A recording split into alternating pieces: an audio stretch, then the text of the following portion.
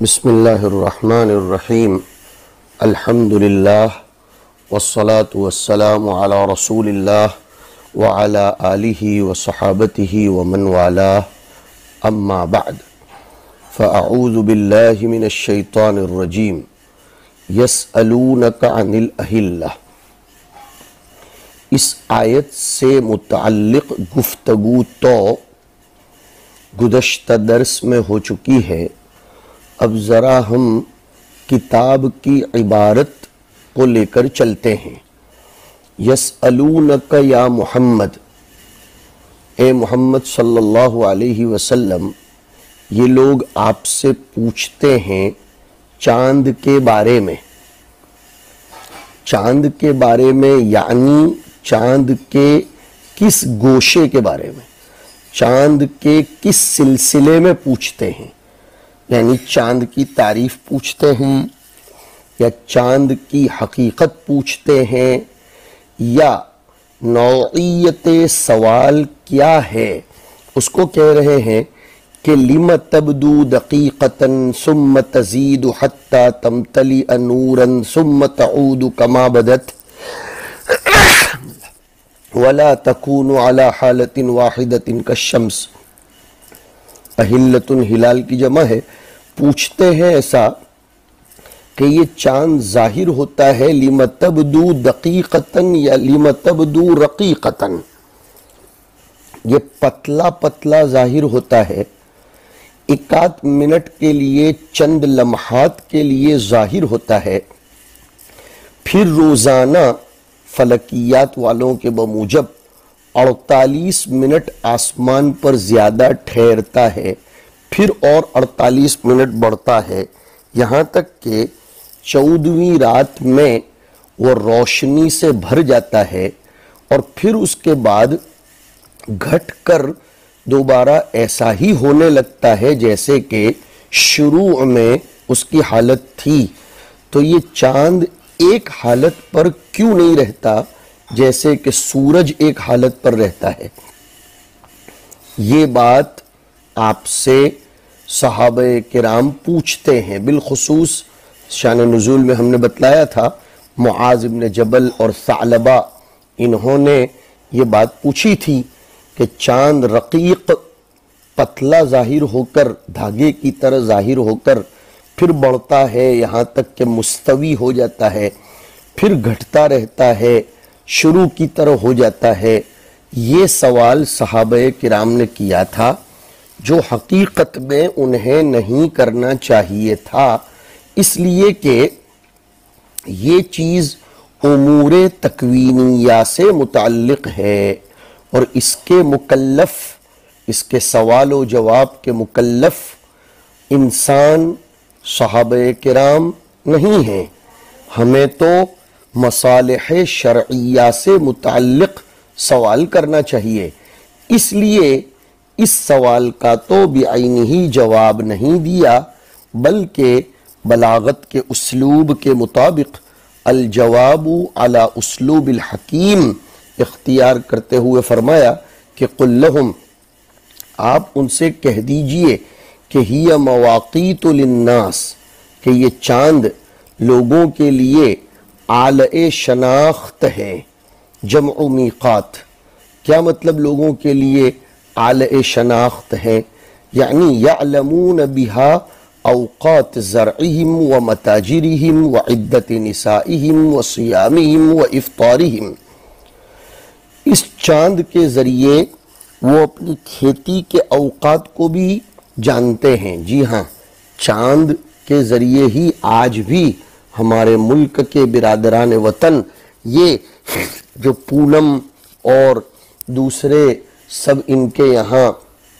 جاننے کے اوقات ہیں، جس کے اوپر کھیتی میں پیرنے، بونے، فصلیں کاٹنے وغیرہ کا معاملہ ہے، وہ انگریزی مہینوں پر موقوف نہیں ہے، بلکہ غیر مسلمین بھی چاند دیکھ کر مہینوں کا اندازہ اور تاریخ کا اندازہ لگاتے ہیں۔ تو اس چاند کے ذریعے یہ اپنی کھیتی، اپنی تجارت، اپنی عورتوں کی عدت، روزے افطار وغیرہ کو معلوم کرتے ہیں، اس کے اوقات کو معلوم کرتے ہیں، والحج بالخصوص حج کے اوقات کو یہ اس کے ذریعے جانتے ہیں۔ عطف علی الناس یعنی مواقیت للناس و مواقیت للحج، عطف الخاص علی العام۔ اور حج کو کیوں خاص کیا وہ گفتگو گزشتہ درس میں ہو چکی۔ ای یعلم بہا وقت الحج، چاند کے ذریعے ہی حج کا وقت بھی معلوم کیا جاتا ہے۔ فلو استمرت علی حالت واحدۃ، اگر یہ چاند ایک ہی حالت پر رہتا، اس لیے کہ تمہارا اعتراض اور تمہارا سوال یہی تو ہے کہ یہ ایک حالت پر کیوں نہیں رہتا ہے، روزانہ تھوڑا تھوڑا بڑھتا ہے اور پھر وہ مکمل ہو کر پھر گھٹنا شروع ہوتا ہے۔ یہ ایک حالت پر اگر رہتا تو لم یعرف ذالک، فرق کا پتہ ہی نہ چلتا، کچھ تمیز نہ ہو پاتی کہ یہ 2 تاریخ کا چاند ہے، 5 کا ہے، اور یہ مہینے کا کون سا حصہ گزر رہا ہے۔ اس لیے چاند میں ہم نے یہ گھٹنا بڑھنا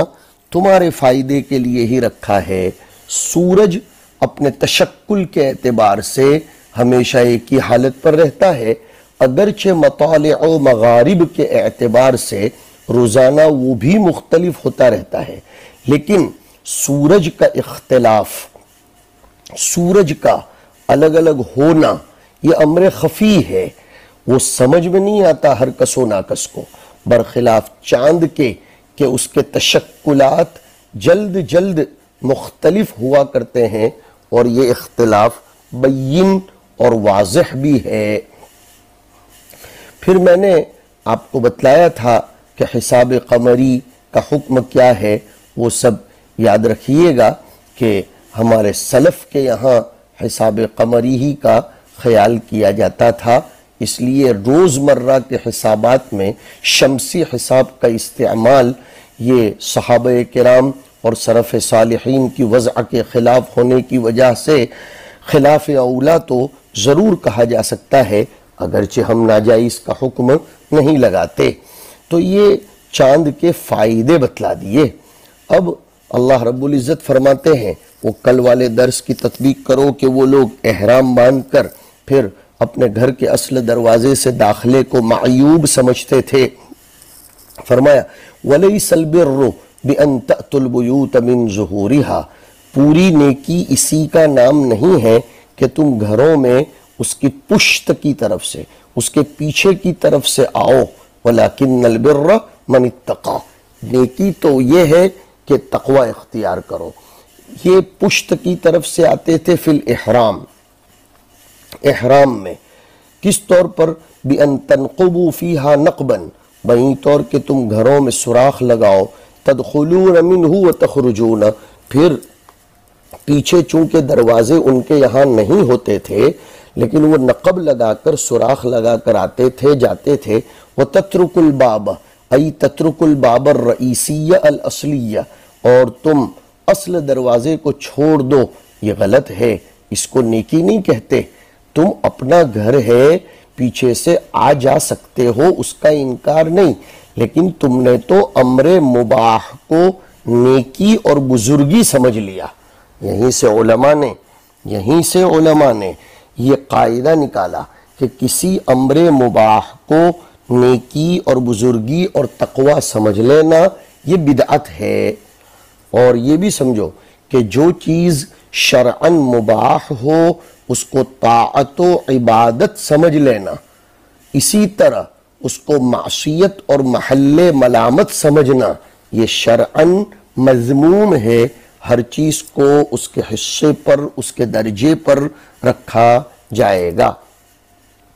وَكَانُوا يَفْعَلُونَ ذَلِكَ وَيَزْعُمُونَهُ بِرًّا، یہ ہے یفعلون ذَلِكَ پر ملامت نہیں ہے، وَيَزْعُمُونَهُ بِرًّا، اسی لیے تو وَلَيْسَ الْبِرُّ، بر کی نفی کی، ان کے اس فعل سے روکا نہیں، لیکن کہا کہ یہ لوگ اس کو نیکی سمجھ کر، عبادت سمجھ کر کرتے تھے، اسی لیے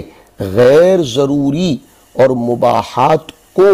ضروری سمجھ کر کرنا، اس کو ہم علمی الفاظ میں بولیں گے کہ التزام ما لا یلزم کرنا، اور غیر لازمی امور کو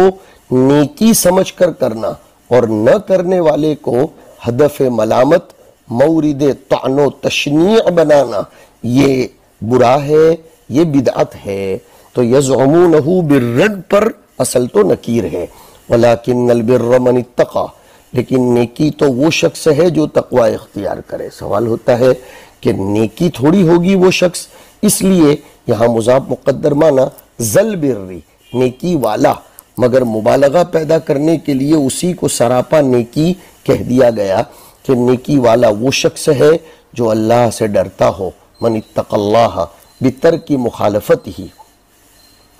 تو کسی چیز کو اپنی رائے سے طاعت یا معصیت سمجھ لینا یہ تقوی کے خلاف ہے۔ وَأْتُوا الْبُيُوتَ مِنْ أَبْوَابِهَا، تم گھروں میں اپنے اصل دروازوں سے آیا کرو۔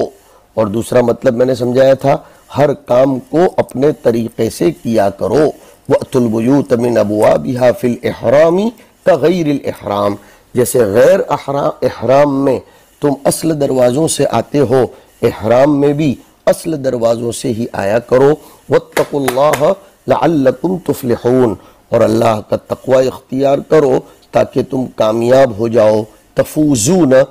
تم فائز المرام اور فائز المقصد ہو جاؤ۔ یہاں آ کر یہ گفتگو ختم ہو جاتی ہے، کتاب کی عبارت پر آپ نے تطبیق دے دی۔ اب ہم آگے نئے عنوان کی طرف چلتے ہیں۔ مصنف رحمۃ اللہ علیہ نے خود ہی اس کا شان نزول ذکر فرمایا ہے، دیکھیے کتاب میں، وَلَمَّا صُدَّ صلی اللہ علیہ وسلم عن البیت عام الحدیبیۃ وصالح الكفار على ان يعود العام القابل ويخلوا له مكة 3 أيام وتجهز لعمرة القضاء وخافوا ألا تفي قريش ويقاتلوهم وكره المسلمون قتالهم في الحرم والإحرام والشهر الحرام نزل وقاتلوا في سبيل الله الذين يقاتلونكم ولا تعتدوا ان اللہ لا يحب المعتدین۔ جلالین والوں کی عادت ہے کہ اگر کوئی واقعہ، کوئی معاملہ، کوئی قصہ، کوئی مسئلہ ذکر کرنے کے بعد، کوئی سوال ذکر کرنے کے بعد پھر نزل بولیں تو سمجھ لو کہ وہ مذکورہ بات شان نزول ہوا کرتی ہے۔ یہاں بھی ولما سے شان نزول شروع ہو رہا ہے کہ ایک موقع پر نبی کریم صلی اللہ علیہ وسلم کو کعبۃ اللہ پہنچنے سے حدیبیہ والے سال روک دیا گیا تھا۔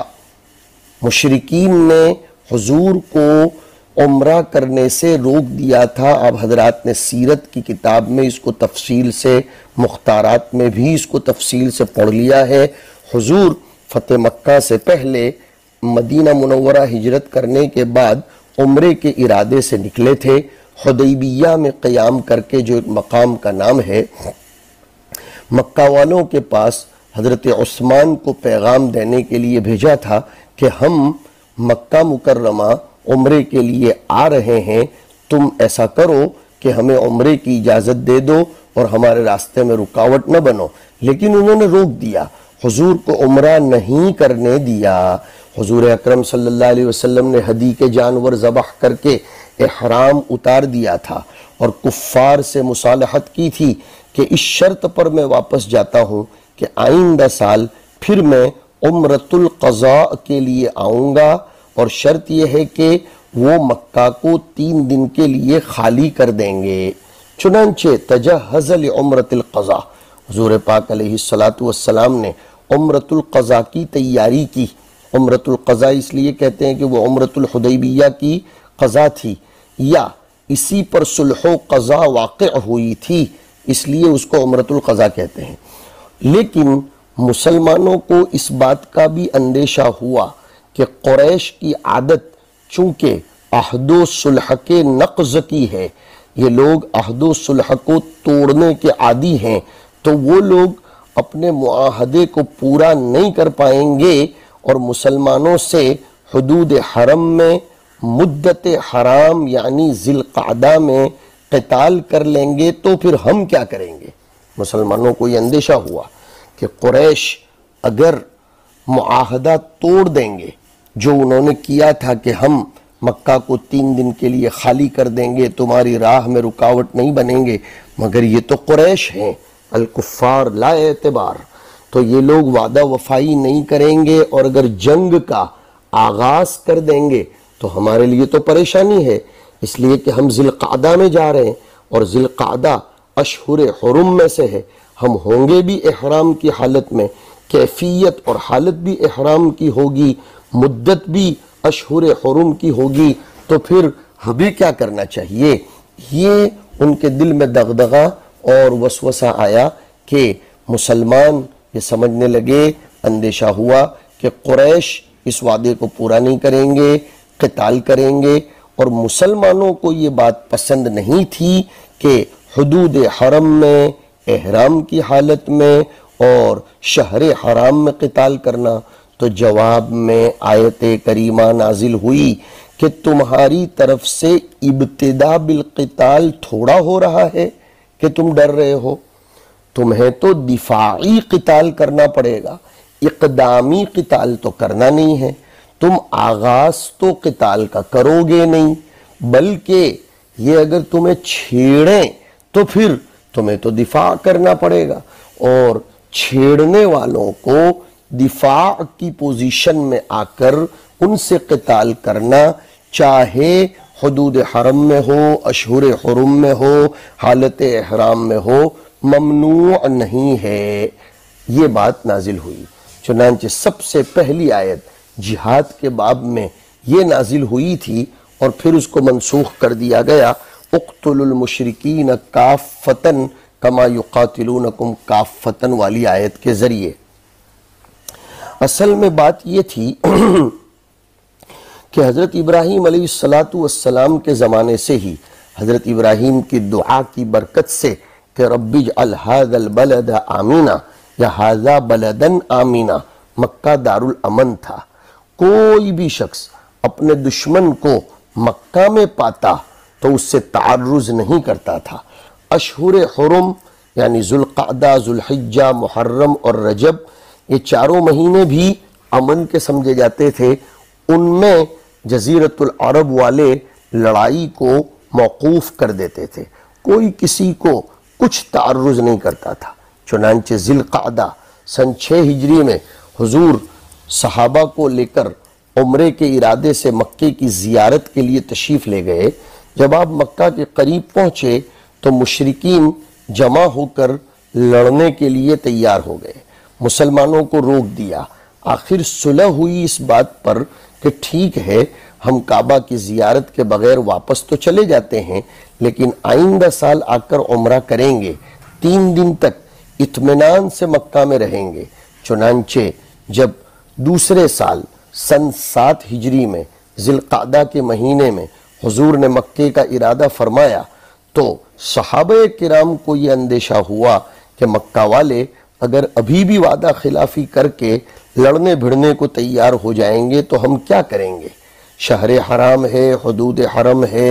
اور حالت احرام ہے، لڑیں گے تو یہ سب گڑبڑ ہے، اور نہیں لڑیں گے تو عمرہ کیسے کر پائیں گے؟ اس پر اللہ رب العزت نے یہ حکم نازل فرمایا کہ اگر وہ لوگ اس اشہر حرم کے مہینہ حرام میں وعدے کے خلاف تم سے لڑیں تو تم بھی بے تأمل، بغیر کسی وسوسے کے ان سے لڑنے کا آغاز کر دینا، دفاعی پوزیشن میں آ جانا، تمہاری طرف سے ابتدا اور زیادتی نہیں ہونی چاہیے، بس اتنی بات ہے۔ حج کے ضمن میں عمرہ حدیبیہ کی مناسبت سے قتال کفار کا ذکر آ گیا، اس لیے جہاد کے بعض احکام و آداب یہ بالکل یہاں ذکر کیے جا رہے ہیں، اس کے بعد پھر حج کے احکام کو بیان کیا جائے گا۔ تو فرماتے ہیں وَقَاتِلُوا فِي سَبِيلِ اللَّهِ، لڑو اللہ کے راستے میں ان لوگوں سے جو لڑتے ہیں تم سے، ہاں کسی پر زیادتی مت کرو، بے شک اللہ رب العزت ناپسند کرتا ہے زیادتی کرنے والوں کو، زیادتی مت کرو۔ مطلب یہ ہے کہ لڑائی میں لڑ کے اور عورتیں اور بوڑھے جان بوجھ کر نہ مارے جائیں، یہ زیادتی ہو جائے گی۔ اور حرم کے اندر اپنی طرف سے لڑائی شروع مت کرنا، ورنہ یہ بھی زیادتی ہو جائے گی۔ حرم مکہ کے اندر انسان تو کیا، کسی شکاری جانور کو بھی قتل کرنا جائز نہیں ہے، لیکن اس آیت سے معلوم ہوا کہ اگر حرم مقدس میں کوئی آدمی دوسرے کو قتل کرنے لگے تو اس کو مدافعتاً و دفاعاً قتال کرنا جائز ہے۔ جمہور فقہائے کرام کا اس پر اتفاق ہے۔ نیز اس آیت سے پتہ چلا کہ ابتدائے جہاد و قتال کی ممانعت صرف مسجد حرام کے آس پاس حرم مکہ کے ساتھ مخصوص ہے۔ دوسرے مقامات پر جس طرح دفاعی جہاد ضروری ہے، اس طرح ابتدائی جہاد و قتال بھی درست اور جائز ہے۔ اس آیت میں وَلَا تَعْتَدُوا آیا مجاہدین کے لیے حضور اکرم صلی اللہ علیہ وسلم نے بہت سی گائیڈ لائنز اور ہدایات جاری فرمائی ہیں۔ چنانچہ ابو داؤد شریف میں